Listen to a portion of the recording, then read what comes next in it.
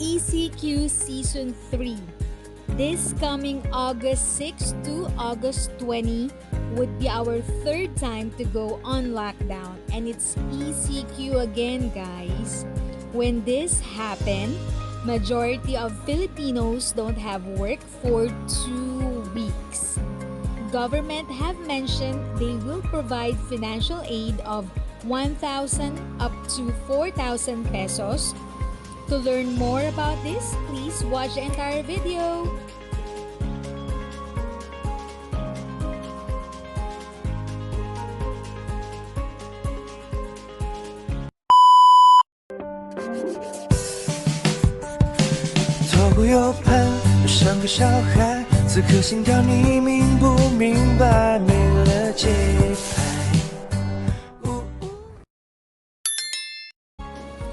Before we jump to the video, welcome to Tita Eda's channel, giving you the best tips, tricks, government tutorials, and government information so we can be updated together. If this is the kind of content that you like, please consider subscribing. Kindly click the notification bell, subscribe button, so you will not miss any of our latest video episodes. So let's start. According to the palace, 13.1 billion pesos in savings will be used to support ECQ financial aid for NCR residents. Malacanang revealed Tuesday that government savings worth more than 13 billion pesos will be tapped for financial aid for residents when Metro Manila goes into heavy lockdown from August 6 to 20th.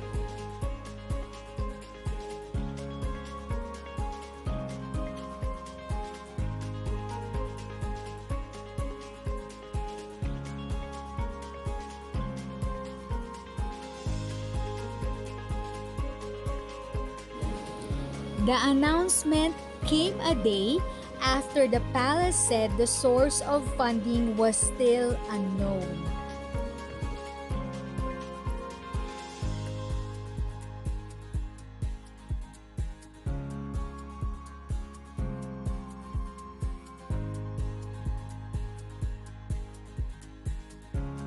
Presidential spokesperson Harry Roque referenced Administrative Order Number 41, which urged agencies to discover savings from the respective 2020 budgets so that they may be used as additional cash for pandemic response measures in his regular briefing.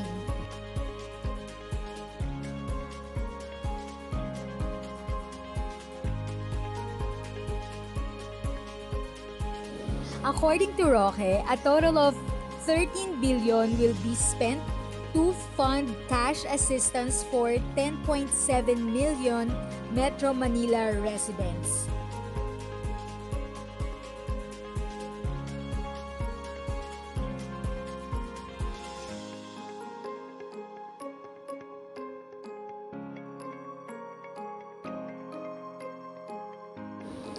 In an interview with CNN Philippines, the Budget Department acknowledged the funding source and promised that the funds will be released quickly.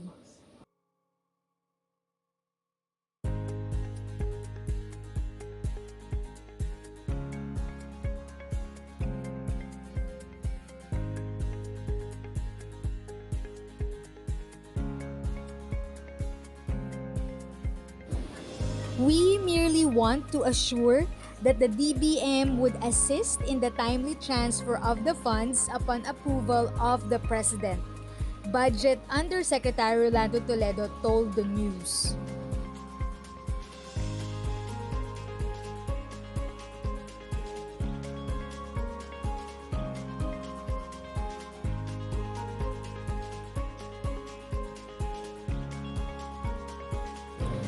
Toledo expressed optimism that local government entities would be able to begin providing help by Friday in time for the capital region's ECQ to begin.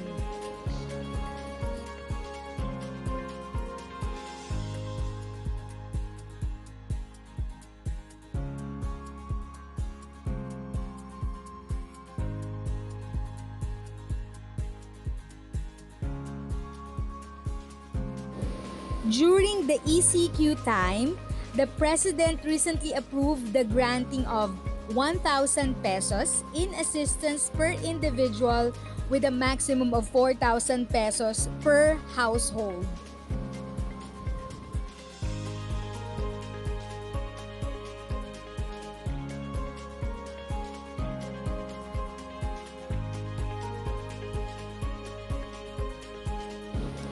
If we still need to provide extra financial assistance as a result of this ECQ, we will do so from the Bureau of Treasury's windfall.